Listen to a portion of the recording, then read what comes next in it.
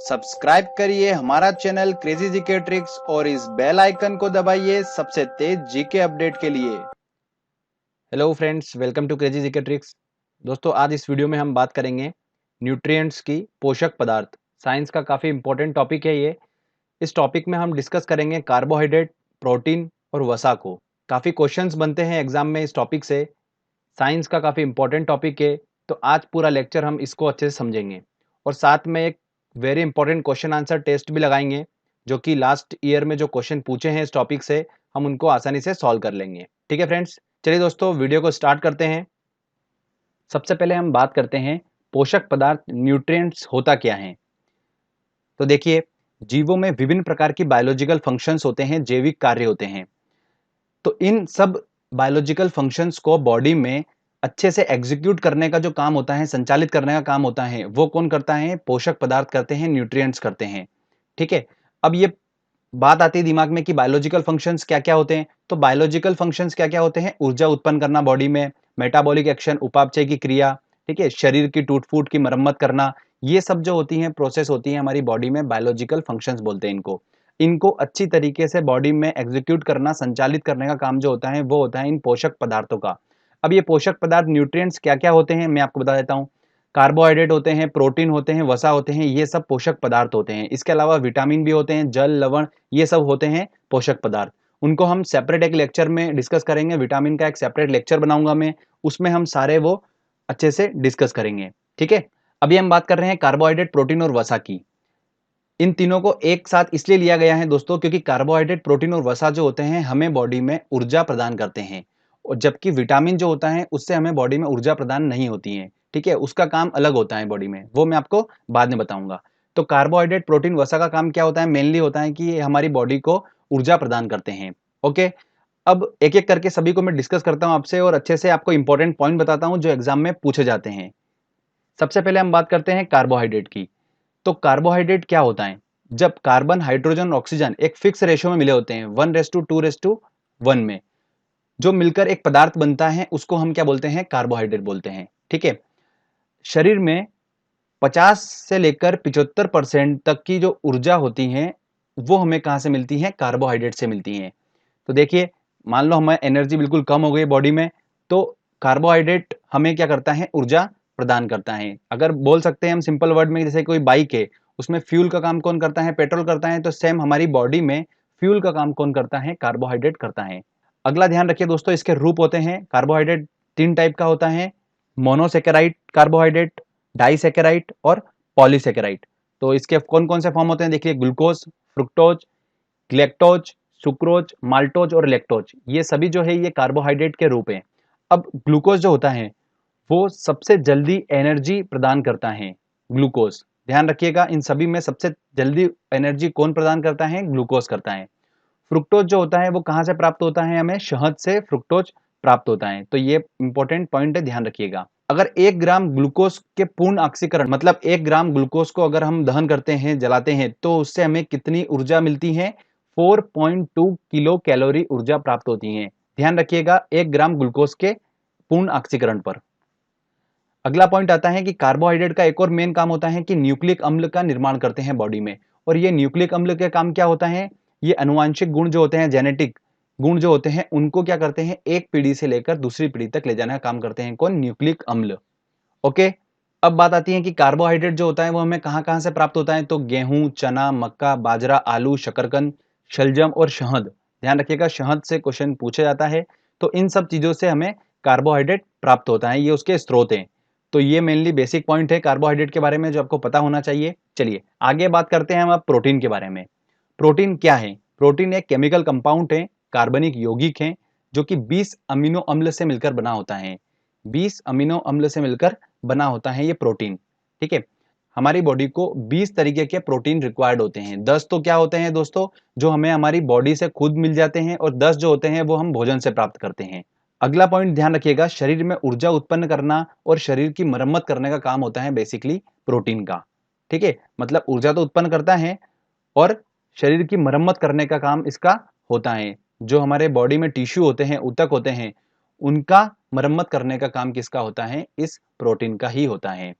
Soybean जो होता है उसमें सबसे अधिक मात्रा में प्रोटीन पाया जाता है, 42% होता है, और उसके बाद फिर मूंगफली में भी अधिक मात्रा में प्रोटीन पाया जाता है। 1 ग्राम प्रोटीन के जलने से 4.1 किलो कैलोरी ऊर्जा प्राप्त होती है। अगला पॉइंट है, प्रोटीन की कमी से बच्चों में रोग हो जाते हैं। कौन कौन से रोग हो जाते हैं? क्वाशियोरकर और मरासमस रोग हो जाता है, तो थोड़ा ध्यान रखिएगा, इंपॉर्टेंट है ये। दाल, दूध, मछली, अंडा, सोयाबीन, पनीर और दही, इनसे हमें क्या करता है? अधिक मात्रा में प्रोटीन प्राप्त होता है। इसमें सबसे ज्यादा होता है वो सोयाबीन, दाल से हमें अच्छी मात्रा में प्रोटीन प्राप्त होता है। ठीक है, तो शरीर के लिए प्रोटीन भी उतना ही जरूरी है जितना कार्बोहाइड्रेट है, क्योंकि ये छोटी मोटी हमारी जो बॉडी में टूट फूट होती है उसकी मरम्मत करने का काम कौन करता है? ये प्रोटीन ही करता है। अगला बात करते हैं दोस्तों हम वसा की, फैट की बात करते हैं। तो इसमें CHO मतलब कार्बन, हाइड्रोजन और ऑक्सीजन विभिन्न मात्रा में मिले होते हैं। अगर कोई फिक्स रेशियो में मिले होते हैं तो वो होता है कार्बोहाइड्रेट, और जो विभिन्न मात्रा में मिले होते हैं उसको हम क्या बोलते हैं? वसा बोलते हैं, फैट बोलते हैं।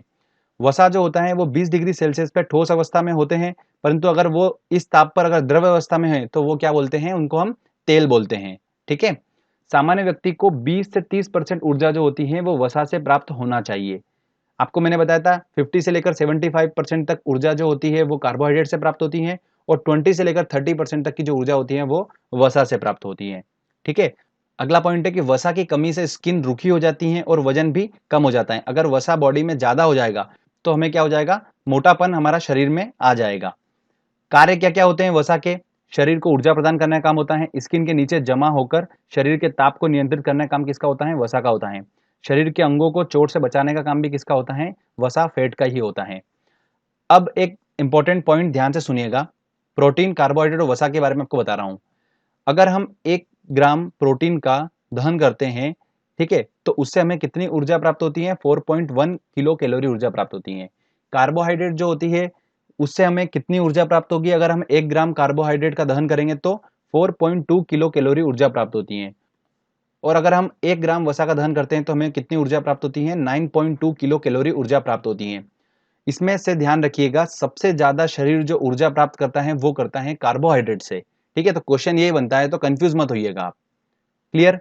तो दोस्तों ये जो मैंने आपको पॉइंट्स बताए हैं ये काफी इंपॉर्टेंट पॉइंट्स हैं। प्रोटीन, कार्बोहाइड्रेट, वसा से रिलेटेड जितने क्वेश्चंस एग्जाम में बनते हैं, इतने पॉइंट्स अगर आपने समझ लिए अच्छे से, आपको अगर आइडिया लग गया तो आप आराम से इस टॉपिक के सारे क्वेश्चन सॉल्व कर लेंगे। चलिए दोस्तों हम टेस्ट लगाते हैं और देखते हैं कि कितने क्वेश्चन सॉल्व कर पा रहे हैं। हमारा पहला क्वेश्चन है, निम्न में से कौन सा पदार्थ मानव शरीर में ईंधन का काम करता है? देखिए, मानव शरीर में ईंधन का काम कौन करता है? कार्बोहाइड्रेट करता है। इससे ही मानव शरीर को सबसे ज्यादा ऊर्जा प्राप्त होती है। शहद का प्रमुख घटक क्या है? देखिए, शहद का सबसे प्रमुख घटक क्या है? फ्रुक्टोज है, तो इसका आंसर लगेगा डी आंसर। अगला क्वेश्चन है, निम्न में से कौन सा शर्करा तत्काल ऊर्जा प्रदान करता है? देखिए, जल्दी ऊर्जा कौन प्रदान करता है? मैंने आपको बताया था ग्लूकोज कार्बोहाइड्रेट के रूप में सभी है, और इनमें सबसे अधिक जल्दी ऊर्जा प्रदान करता है ग्लूकोज, तो इसका आंसर होगा डी आंसर। आगे क्वेश्चन देखते हैं। अगला है, शरीर में ऊतकों का निर्माण किससे होता है? देखिए, शरीर में टूट फूट होती है, मतलब ऊतकों का निर्माण करने का काम किसका होता है? टिश्यू का, वो होता है प्रोटीन का, तो इसका आंसर लगेगा ए आंसर। निम्न में से किससे ऊर्जा प्राप्त नहीं होती है? तो प्रोटीन से ऊर्जा प्राप्त होती है, वसा से भी होती है, कार्बोहाइड्रेट से भी होती है, पर विटामिन से ऊर्जा प्राप्त नहीं होती है। ठीक है, तो इसका आंसर लगेगा डी आंसर। प्रोटीन की कमी से होने वाला रोग कौन सा है? तो वो है क्वाशियोरकर रोग हो जाता है बच्चों में, तो इसका आंसर लगेगा ए आंसर। अगला क्वेश्चन है, निम्नलिखित में से सर्वाधिक ऊर्जा प्रदान करता है? देखिए, कौन ऊर्जा प्रदान करता है सबसे ज्यादा? कार्बोहाइड्रेट सबसे ज्यादा ऊर्जा प्रदान करता है शरीर को। प्रोटीन को निम्न में से क्या माना जाता है? शरीर का निर्माण करने वाला, ऊर्जा उत्पादक, विनियामक या स्थूलवर्धक? तो सबसे ज्यादा क्या माना जाता है इसको? शरीर का निर्माण करने वाला, तो इसका आंसर लगेगा ए आंसर। निम्न में से किस में प्रोटीन नहीं पाया जाता है?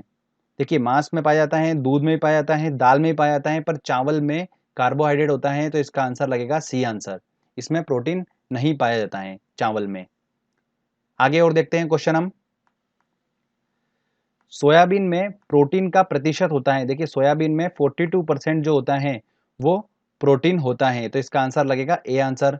निम्नलिखित में से प्रोटीन का सबसे अधिक स्रोत पाया जाता है किसमें पाया जाता है? सोयाबीन में सबसे ज्यादा मात्रा में प्रोटीन होता है, तो इसका आंसर लगेगा D answer. Simple simple question ही आते हैं इस टॉपिक से, बट अगर हमने टॉपिक नहीं पढ़ा है तो हम क्वेश्चन सॉल्व नहीं कर पाएंगे फिर। अगला क्वेश्चन है, मानव शरीर में वसा जमा होता है, कहां पर जमा होता है? यकृत में, वसा ऊतक में। तो इसका आंसर लगेगा बी आंसर, वसा ऊतक में जमा होता है मानव शरीर में वसा। चलिए आगे और देखते हैं क्वेश्चन। एथलीट को निम्न में से किससे जल्दी ऊर्जा और ज्यादा ऊर्जा प्राप्त होती है? तो किससे प्राप्त होती है? वसा से, विटामिन से, प्रोटीन से या कार्बोहाइड्रेट से? तो उसे कार्बोहाइड्रेट से अधिक मात्रा में ऊर्जा प्राप्त होती है। तो इसका आंसर लगेगा डी आंसर। ठीक है दोस्तों, तो ये एक छोटा सा टॉपिक था, इतना कोई बड़ा टॉपिक नहीं है, बट इससे क्वेश्चंस बनते हैं एग्जाम में, तो हमने इसको अच्छे से समझ लिया और क्वेश्चन आंसर टेस्ट भी लगा लिया। तो इससे अगर क्वेश्चन आएगा एग्जाम में तो हम आसानी से उसको सॉल्व कर लेंगे।